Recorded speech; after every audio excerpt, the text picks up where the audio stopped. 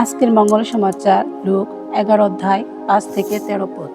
যিশু একদিন তার শিষ্যদের বললেন, মনে করো তোমাদের মধ্যে কারো এক বন্ধু আছে, আর সে যাবার পথে তার ওই বন্ধুর কাছে গিয়ে বলল, আমাকে 3খানা রুটি দাও তো ভাই, কারণ আমার এক বন্ধু তার যাবার পথে আমার বাড়িতে এসে পড়েছে, আর আমার কাছে এখন তাকে খেতে দেবার মতো কিছুই নেই।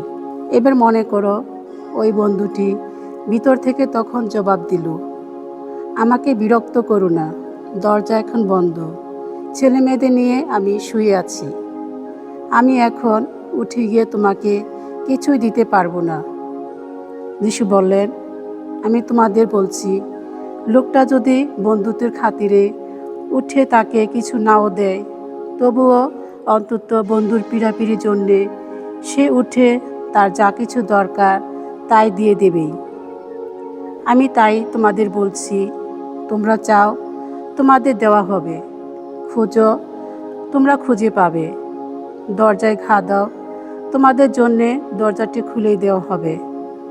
কারণ যে চায় সে পায়, যে খোঁজে সে খুঁজে পায়, যে দরজায় ঘা দেয় তার জন্যে দরজাটি খুলিয়ে দেওয়া হবে। তোমাদের মধ্যে এমন পিতা কে আছে, যার কাছে ছেলে মাছ চাইলে মাছের বদলে দেবে সাপ, কিংবা ডিম চাইলে দেবে কাঁকড়া বিছে? কাজে তোমরা খারাপই হইও যখন তোমাদের ছেলে মেয়েদের ভালো ভালো জিনিস দিতে জানো, তখন স্বর্গে বিরাজমান পিতার কাছে যারা প্রার্থনা জানায়, তিনি যে পবিত্র আত্মাকে তাদের দেবেন তা আরও কতই না নিশ্চিত। প্রভুর মঙ্গল সমাচার।